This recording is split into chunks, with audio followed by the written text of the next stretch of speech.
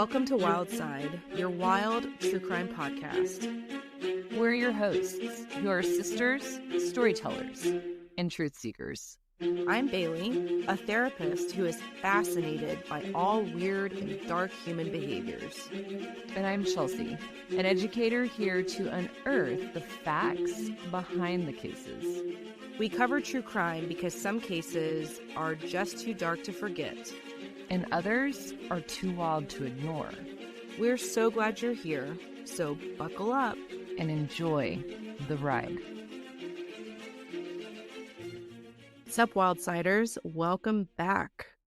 Welcome to 2025, Wildside. 2025.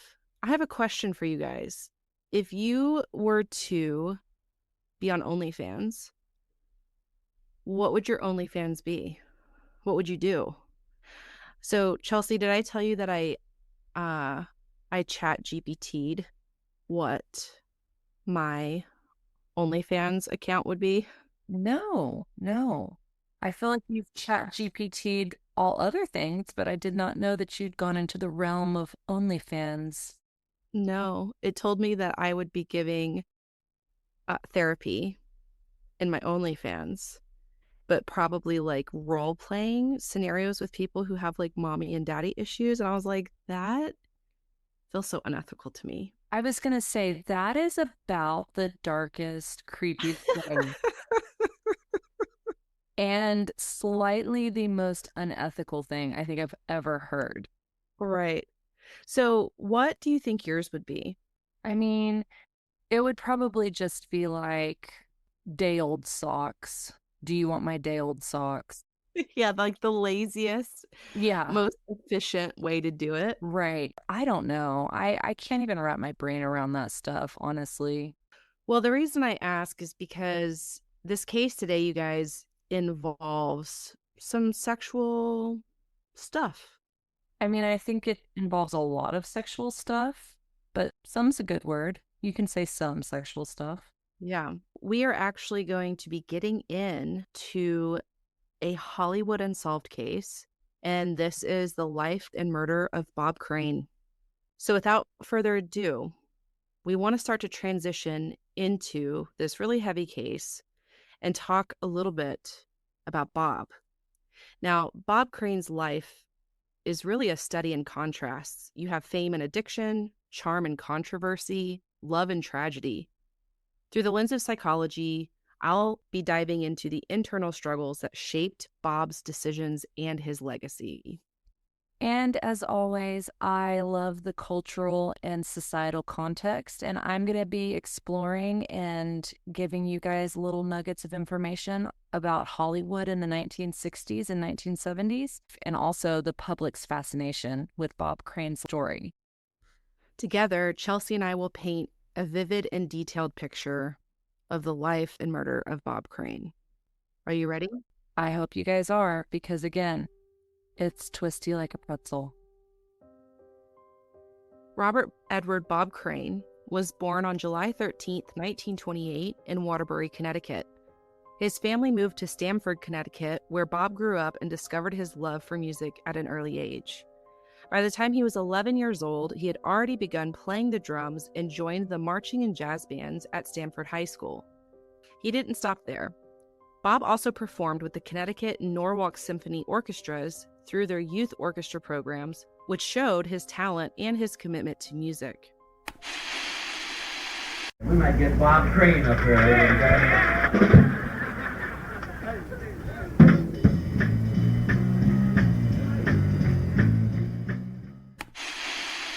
After he graduated from Stamford High School in 1946, Bob ended up enlisting in the Connecticut Army National Guard, serving 2 years. And then a year later, he was honorably discharged from the Guard. 3 years later, in May of 1949, he married his high school sweetheart, Anne Turgeon, and then went on to have 3 beautiful children, Robert David, Deborah Ann, and Karen Leslie. In 1950, Bob began what would become a lengthy and successful broadcasting career. His first job was at WLEA in Hornell, New York. He then moved to WBIS in Bristol, Connecticut, followed by stints at WLIZ and WICC in Bridgeport, Connecticut. It was at WICC that Bob's radio career really took off. His show was heard throughout New York and New England, and he was even outperforming CBS station WEEI in Boston, which was a really big deal. CBS quickly took notice, and in an effort to move him out of the really competitive New England market, they offered Bob a job at WEEI, but he actually turned that down. And it's a good thing they did, because then they made him an offer that he just couldn't refuse. They offered Bob a position at their flagship station, KNX, in Hollywood. Bob accepted, and in 1956, he and his family moved west to California.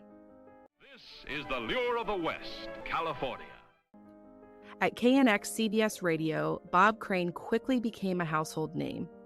His morning show topped the ratings among adult listeners in Southern California. What set Bob apart was his unique broadcasting style and his ability to secure live celebrity interviews. Over the years in his radio career, Bob interviewed thousands of stars, including Bob Hope, Jack Lemmon, Jonathan Winters, Charleston Heston, and the ultimate GOAT, Marilyn Monroe.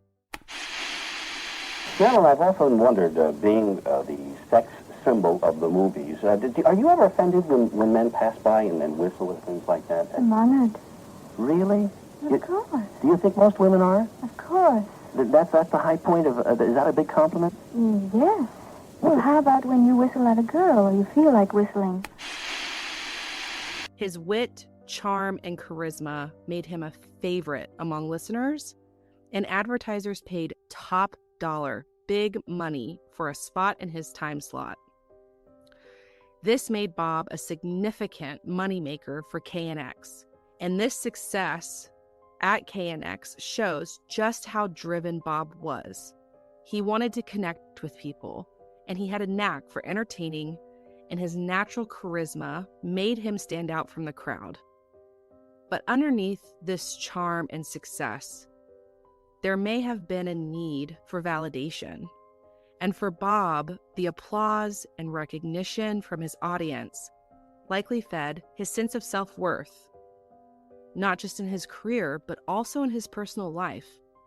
And this is a pattern that we're going to see become very evident as this story unfolds. You know, one of the old sayings is you can't fly too close to the sun with glued-on wings. And I always wonder if Bob's approach into the spotlight was that it was getting too close to the sun with glued-on wings. Too hot, too quick. Too hot, too quick. And I really think that that's what Bob was finding that he was getting into. And you have to remember that this was a golden age for television when TV hosts held a significant cultural influence. Shows were not just entertainment, they were literally a cornerstone in daily lives. They were shaping trends, humor, and even societal norms. And for Bob, stepping into the television world wasn't just about chasing his acting dreams. It was about tapping into the power and the prestige that came with being a recognizable face in the living rooms across America. His ambition didn't stop at radio. Although his initial 5-year contract with KNX included a no acting clause, barring him from pursuing professional roles until 1962, Bob wasted no time once that clause was lifted. He guest hosted for Johnny Carson in the ABC daytime game show Who Do You Trust? And made appearances on shows like The Twilight Zone, Channing, Alfred Hitchcock Presents, and the ever-popular General Electric Theater. TV hosts in this era, they weren't just entertainers. They became parts of the family.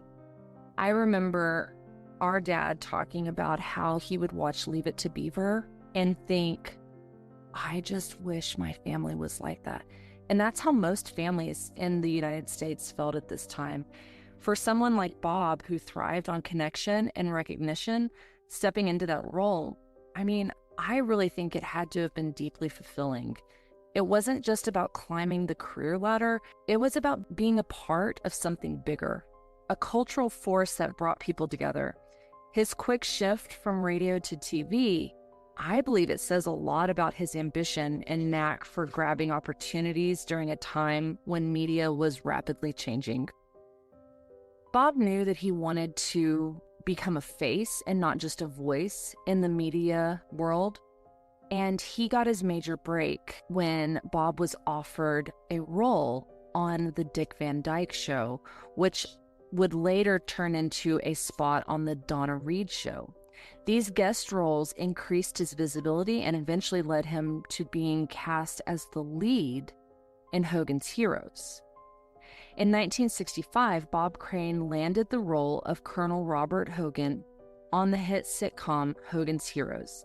It was set in a German POW camp during World War II, and the show followed a group of Allied prisoners led by Hogan, who secretly sabotaged Nazi operations.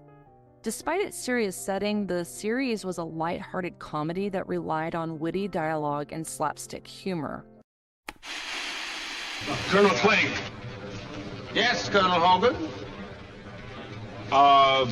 This Panzer Division with the new Tiger tank, you said they're just west of here? North. What's that to you? Just asking. Steal a German tank? Give it back. Interestingly, 3 of the main cast members, Werner Klimpner, John Banner, and Leon Askin, were actually Jewish actors who had survived the Holocaust. Robert Clary, known as Corporal LeBeau, had been interned at Buchenwald and lost many family members at Auschwitz. Could you imagine if we tried to make a Hogan's Heroes in 2025? Yeah, I think that's why Hogan's Heroes shot Bob into stardom. Honestly, like if we made a sitcom about Operation Iraqi Freedom or any of the modern day wars, I think it would be a huge opportunity for an up and coming star. And that's what it did for Bob Crane. A show like this in the aftermath of World War II really pushed him into a highly recognizable A-lister. He was the guy who helped everyone cope through the post-waves of World War II.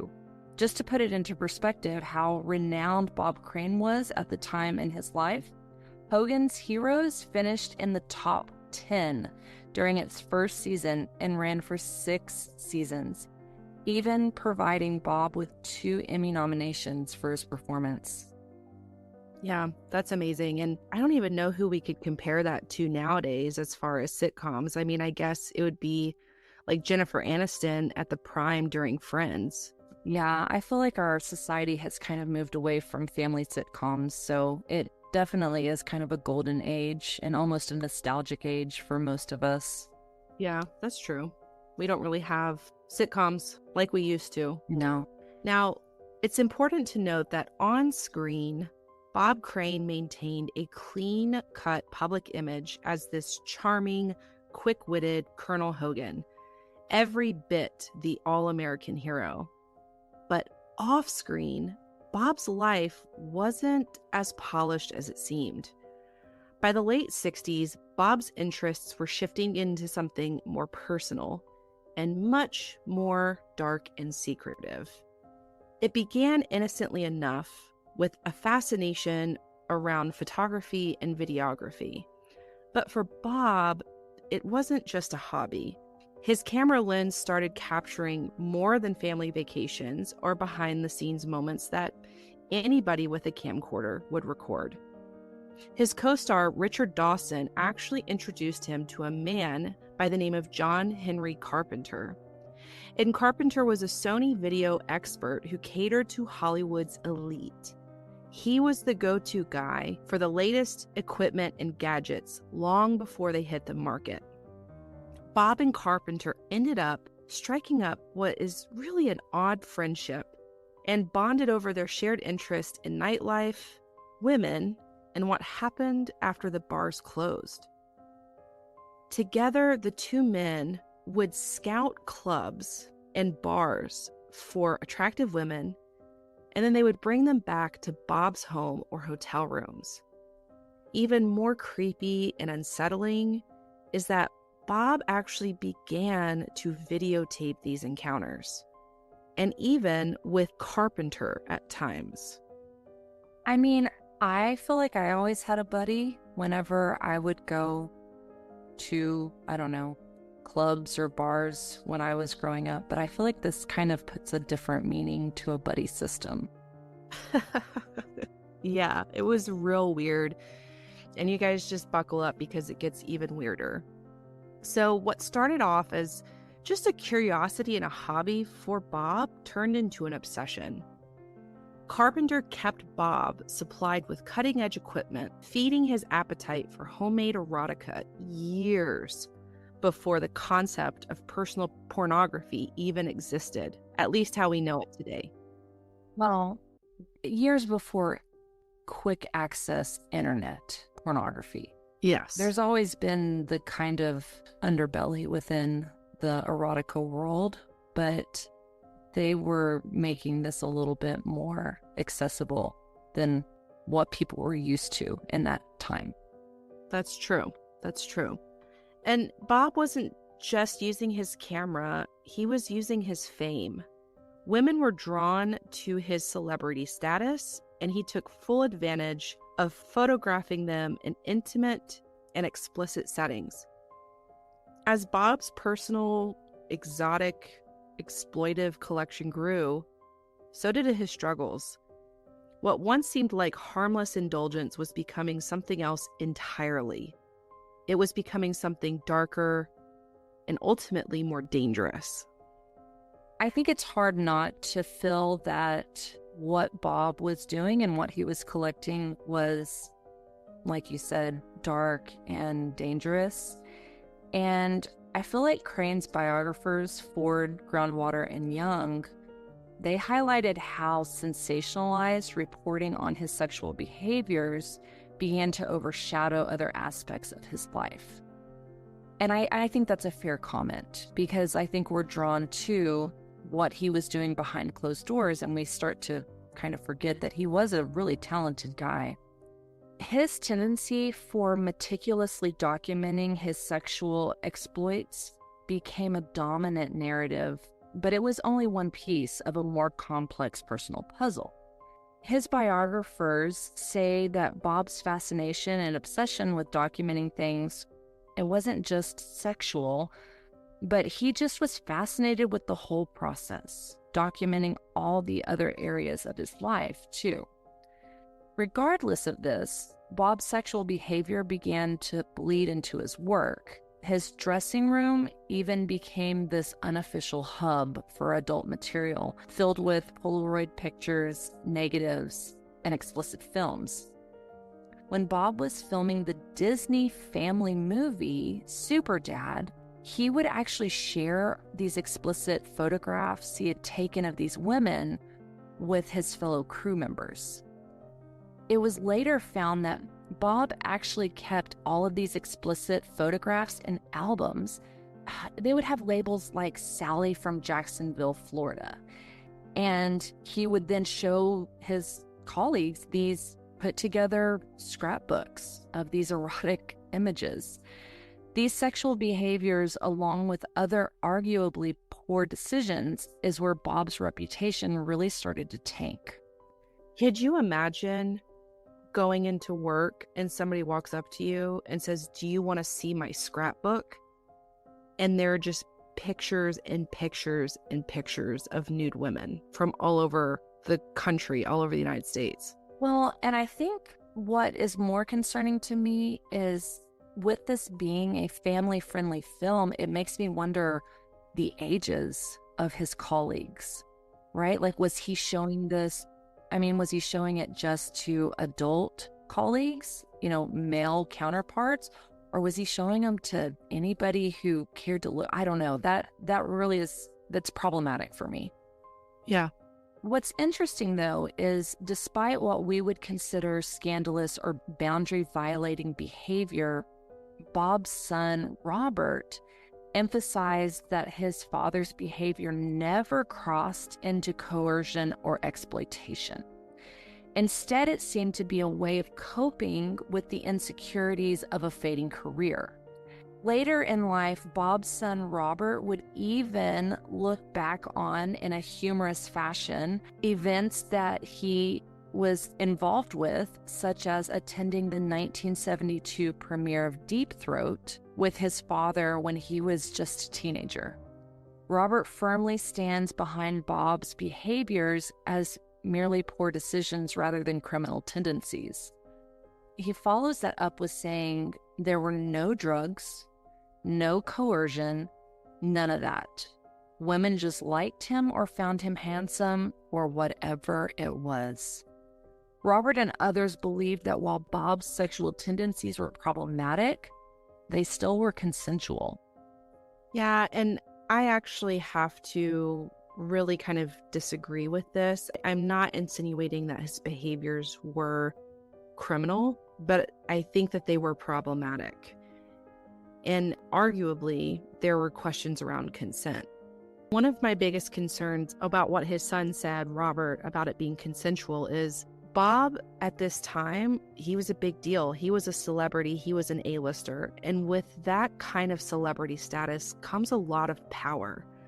So even though these women might have said yes, we don't really know if they felt like they had an option to say no. Well, and I can't imagine that Bob also included the fact that he was going to be categorizing these photos into personal scrapbooks that he would then share with Tom, Dick, and Harry. Right. Yeah, so it's problematic in my book. And one of the things to point out is that Bob's compulsive behavior that we've talked about thus far really aligns with what we now coin as and understand as sex addiction. Bailey, do you know when the term sex addiction actually came into play? Because I know like the term PTSD, that wasn't coined until like the 1980s. So I feel like a lot of what was going on in Bob's life really didn't have a term. You know what I mean? Like it didn't have a phrase yet. It didn't have a definition. So I don't know exactly to answer your question. I think it started emerging in the mid to late 70s, but it gained public attention in the 80s through the work of Dr. Patrick Carnes. He is the one who popularized the term and published his book, Out of the Shadows. And it was at the Carnes facility where I trained. So he really is kind of the godfather of sex addiction. Right. And one of the hallmarks of somebody struggling with sex addiction is that it's characterized by an inability to control sexual impulses and compulses despite whatever consequences you might get from it. Bob's need to document his life, particularly his sexual encounters, really speaks to the nature of this disease, for lack of better words. And it suggests that he was using these behaviors, as most addicts do, to fill some sort of emotional void or to compensate for insecurities. The thing that I tell people, or the things that I tell my clients is, it's like trying to fill an internal void with external things. And again, the biographers, we're going to get into that a lot more in our interview. And one of the common issues that I see with sex addiction is individuals who really struggle in relationships because at its core, it really is an intimacy disorder. And it was no different for Bob. Bob really seemed to struggle in this area. In 1969, although Bob was still married to his high school sweetheart, Anne, he begins a passionate love affair with his Hogan's Heroes co-star, Cynthia Lynn. This affair went on for a while before Lynn left Bob, deciding to work on her own marriage. And after this affair ended with Lynn, Bob began another affair with Sigrid Valdez. Her real name was Patricia Olson, who was another Hogan's Heroes co-star. And this is what I mean. This is another hallmark indicator of somebody who struggles with this, is affairs and lots of relationships, or monkey barring, as we call it. Now, this kind of quick succession of relationships, whether intentional or not, it did end up wrecking his marriage with Anne, and the two ended up divorcing in 1969 after 20 years of marriage. Just a year after that, Bob and Patty ended up getting married on the set of Hogan's Heroes in 1970. Despite Bob's success with the show, surprisingly, he was not really stable financially. His sexual behaviors arguably had created these behaviors, and one of the consequences was that Bob had to pay a significant amount of alimony and child support to Anne. Regardless of this, Patty and Bob got married, and a year later, they welcomed their son, Robert Scott, in 1971. Now, this is not to be confused with his first son named Robert Jr., and then Robert Scott. So he has two sons named Robert. Bob and Patty also adopted a teenage housekeeper, Anna Marie, which was a common practice in California at the time. Bob Crane's struggles deepened after the cancellation of Hogan's Heroes in 1971. And by the mid-70s, his career had plateaued. Everyone had a hard time seeing Bob as anyone other than the strapping Colonel Hogan on Hogan's Heroes. As a result, Bob was unfortunately typecast, and despite lots of effort to revive his career, his professional opportunities dwindled. He turned to dinner theater and live stage productions, starring in plays like Beginner's Luck, which did receive critical acclaim.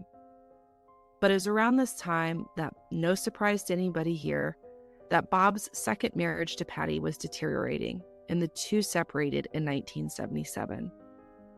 Bob's personal and professional life continued to be turbulent, and his lack of professional fulfillment probably was just the fuel to the fire around his sexual behaviors.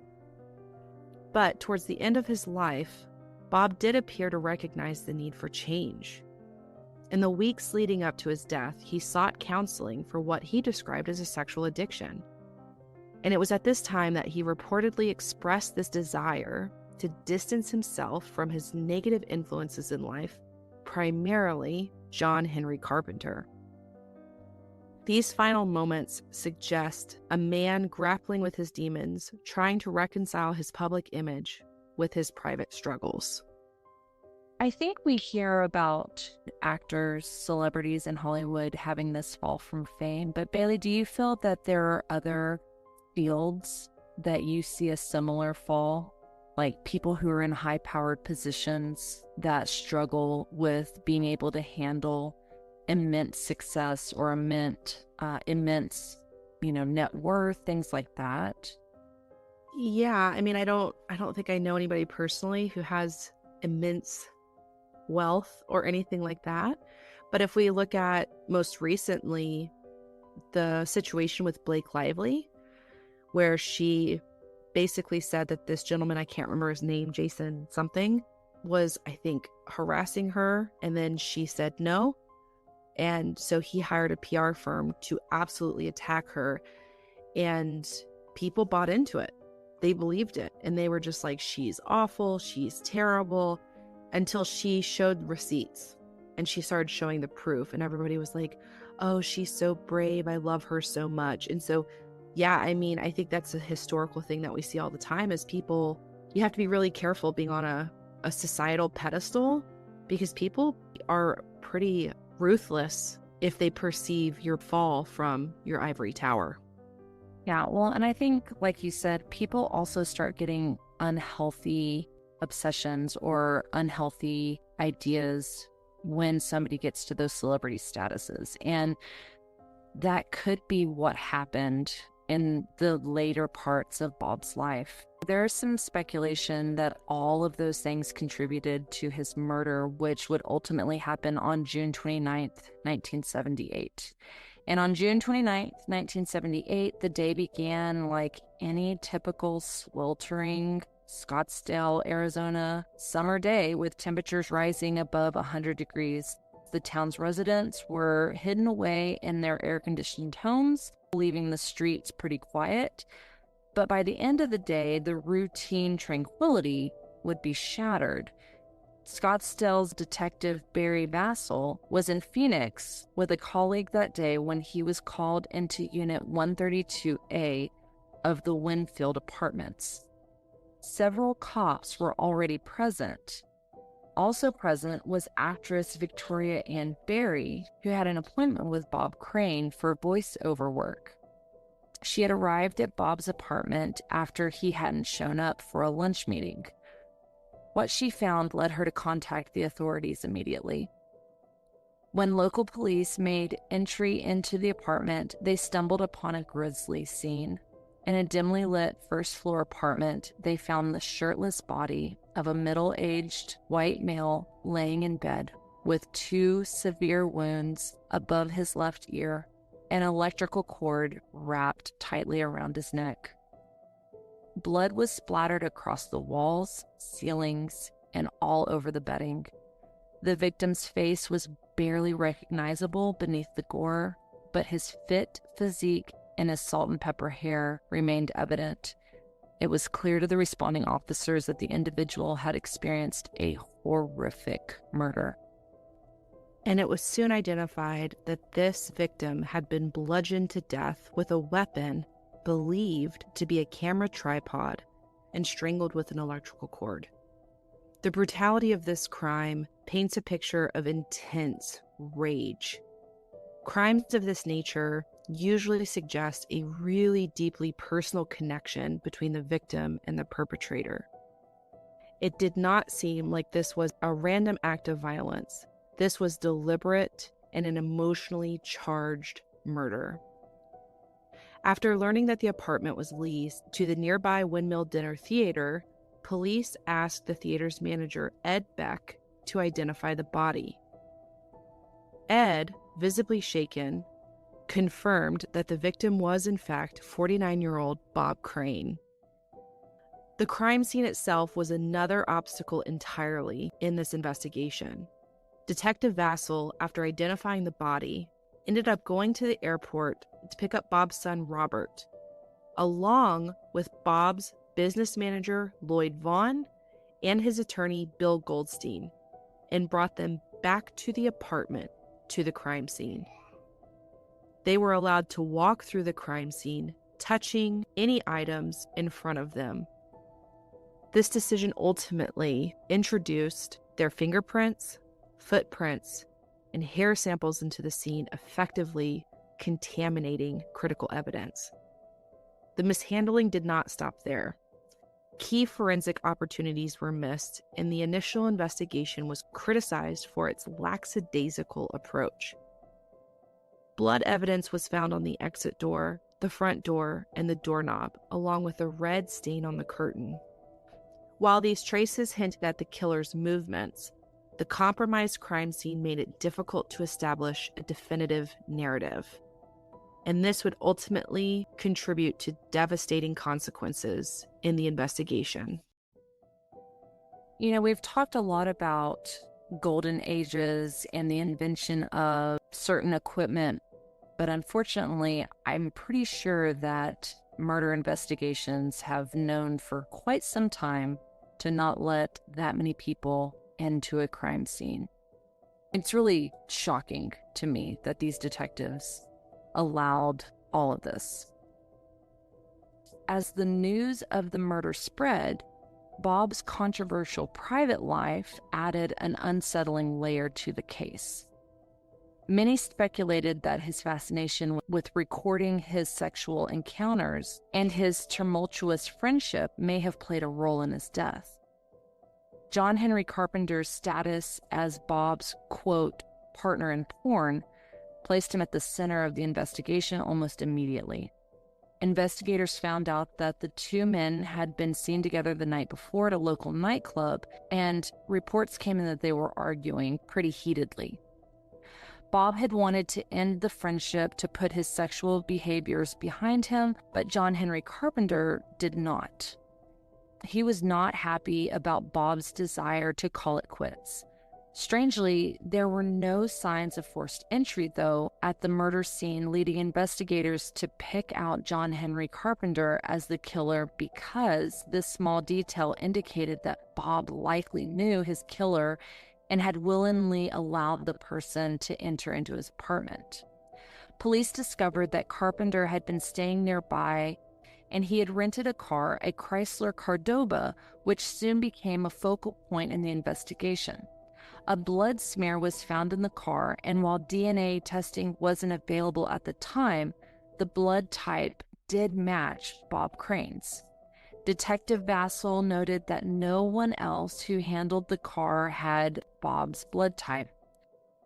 But the lack of definitive DNA evidence made it difficult to move forward with charges. Despite the challenges, Carpenter remained the prime suspect. And one of the things to consider is with Bob's movement towards recovery, arguably, and the reports that John Henry Carpenter was pissed, was mad as a two-headed snake to end this relationship, it could have been an issue of rejection. And so police theorized that was potentially the motive, that John Henry Carpenter was rejected, and that can be an absolutely powerful emotional trigger. I think all of us can relate to the feelings of rejection. And for someone as enmeshed in Bob's life as Carpenter was, losing that connection probably would have felt like a really profound betrayal and could have ultimately led to a really impulsive and violent reaction, even murder. I mean, absolutely. I see it in hallways where you have teenage kids that break up and they're just trying to avoid each other in the hallway, or one of them has kind of decided to move on. The other one is just following them around like a puppy dog. But when you get to a deeper level like Bob and John were, I don't know, it really does kind of make you wonder if that was the motive that fueled Carpenter's frustration or anger.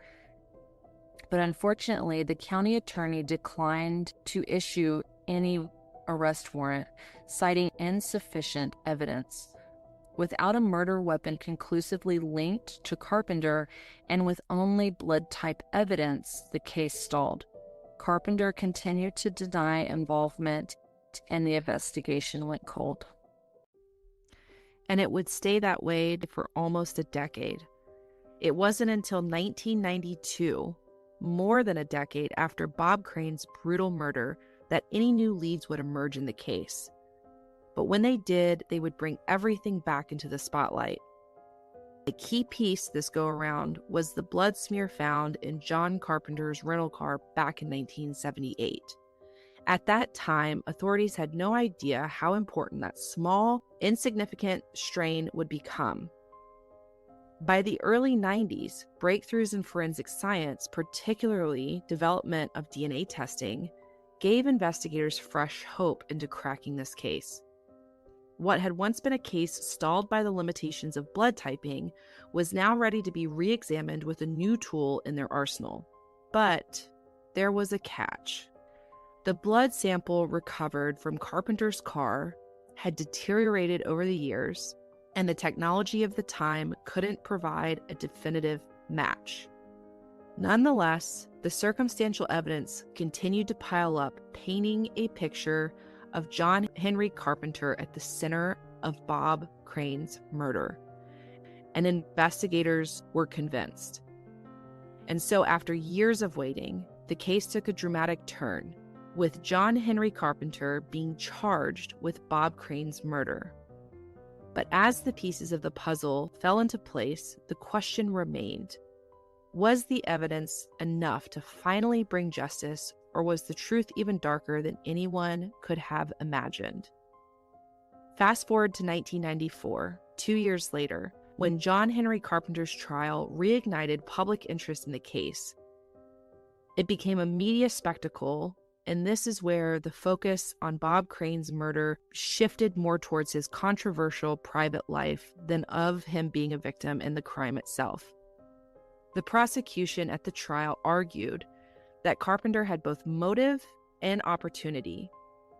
Bob had reportedly been distancing himself from Carpenter, as we had talked about, and again a rejection that may have been the trigger to the violent act. However, the defense skillfully dismantled the prosecution's case, specifically pointing out that the witness testimonies were unreliable. The ones that saw Bob with John Henry Carpenter supposedly arguing the night before the murder. It was inconsistent. And they also pointed out that there was no murder weapon conclusively linked to Carpenter. And finally, they pointed out the contamination of the crime scene and the critical flaws. The blood smear, which was initially considered a cornerstone in the case, was eventually and ultimately deemed insufficient to prove Carpenter's guilt beyond a reasonable doubt. And after a 6-week trial, John Henry Carpenter was acquitted, leaving Bob Crane's murder officially unsolved again. And if you thought that that was the end, in true Wild Side fashion, of course it's not. Because in November of 2016, the Maricopa County Attorney's Office allowed Phoenix reporter John Hook to retest the 1978 blood samples from Carpenter's rental car using a more advanced DNA method than in the 1990s. The retesting revealed 2 DNA sequences, one from an unidentified male and the other too degraded for analysis. Unfortunately, this process used all available DNA from the rental car, preventing further tests. Hook also located 2 blood vials, one of Carpenter, who provided it voluntarily in 1978, and the other from Bob that was collected during his autopsy.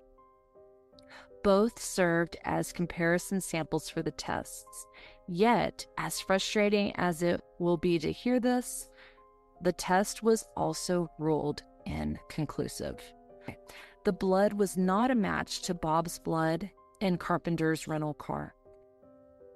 Despite a wave of mainstream media attention announcing Bob's murder had been solved and an unveiling of the results live on the Phoenix-affiliated Fox News station, the results provided no definitive answers. With the massive media buildup ahead of the big reveal, it ended up being like the season finale of the Game of Thrones. Disappointing and just a big old huge letdown. For Bob's family, the outcome was a devastating blow. The lack of closure meant that they were left to grapple with unanswered questions. Bob's children, who had reconciled their father's public persona with the details of his private life exposed during the trial, were left navigating a complex emotional landscape, not to mention forcing his family into the public eye in a way that most families never experience. And I think that's something that we all need to remember is most of us listening have never had to deal with a public trial like this that, was so sensationalized. I mean, I can't imagine dealing with that kind of unresolved grief to begin with, right? Having a parent murdered. And then having to go through the scrutiny of a trial and hearing all of your father's dirty laundry. I mean, I just imagine that it really prolongs feelings of loss and it makes the healing process for Bob's friends and family kind of almost impossible, right? I just feel like with grief and the whole public judgment aspect, I imagine there's just a whole nother layer of pain that we can't even comprehend. My heart goes out to the families, instead of focusing on their own healing, I think that they've probably just been left with defending their loved one's legacy. Well, and 2, now, Bailey and I are not a product of divorce. However, Bailey works with a lot of people who have struggled with a childhood that was riddled in divorce and riddled in traumas and hardships. So to me, I mean, these kids are hit with so many different events that were really pretty tragic in their life. Not only dealing with the stardom and the publicity, both good and bad, they dealt with divorces. They dealt with, alimony struggles and things like that. And then on top of that, to find out that your father had this really dark, and I say that it's probably still taboo, hobby. And then the cherry on top being that they never solved this murder. I mean, again, I don't know if you could stack up a worse deck of cards for these kids. Yeah, it's just trauma on top of trauma. To this day, Bob Crane's murder remains a haunting mystery. Theories abound, ranging from Carpenter acting alone to other possibilities like Bob's ex-wife Patty being involved, which has been completely ruled out as a possibility. But without new evidence, the case remains unsolved. For true crime enthusiasts and investigators, it's a story that reflects not only the crime itself, but on the cultural and societal context in which it occurred, a convergence of fame, personal demons, and societal fascination. Bob Crane's trial and legacy are a study in contrasts. A life of ambition and indulgence, a death shrouded in mystery, and a public perception shaped as much by scandal as by his success. By revisiting the story, we hope to illuminate the complexities of life and the enduring questions surrounding his untimely death. And that is the story of the Hollywood Unsolved murder of Bob Crane. And I think what's so haunting for me on unsolved cases is somebody knows, right? Somebody did it. Bob didn't kill himself. He couldn't have hit himself in the head that hard that many times or strangled himself in that fashion. And so to me, it's in the same genre, if you will, of JonBenet Ramsey or Jack the Ripper even. Somebody knows. Somebody knows something. And I don't know. I think that's what kind of keeps me up at night is this idea of there's no such thing truly as an unsolved mystery. Right. And the other thing to consider is those of y'all who might be on the bandwagon that John Henry Carpenter was the killer, he ended up passing away from cancer, I believe, in 1998. Mm-hmm. So if it were him, I'm not saying it was or it wasn't, if it were, then if he never told anybody, then he took that to the grave with him. And it would be interesting to hear from family members of victims. Is it better to know or is it better to not know? You know what I mean? Like, it always makes me wonder, do they receive closure when they finally know who did it? I don't know. I think that would be interesting to hear because I feel like I've heard both, right? Like, I've heard that it brought closure and then for others, it just brought a whole nother can of worms. I perceive closure as like the grief cycle. It's cyclical, right? And so you go through all of the stages, and like even though you hit acceptance, you don't just hit acceptance and stay there. I think you like continue through. So even if I think people, get quote unquote justice for their loved ones, I think it's still a cyclical process. Yeah. So I hope you guys found this case as fascinating as we did. And as always, much love and peace to the family members of Bob Crane. Mm-hmm. And you guys make sure to listen in to our interview with the biographers to get some behind the scenes deets. And like always, you guys, thanks so much for hanging out with us through this wild and crazy ride. And we'll catch you on the wild side. This is Bob Crane. Until tomorrow morning, we'll have Carol Lawrence as our in-person guest. Until then, goodbye.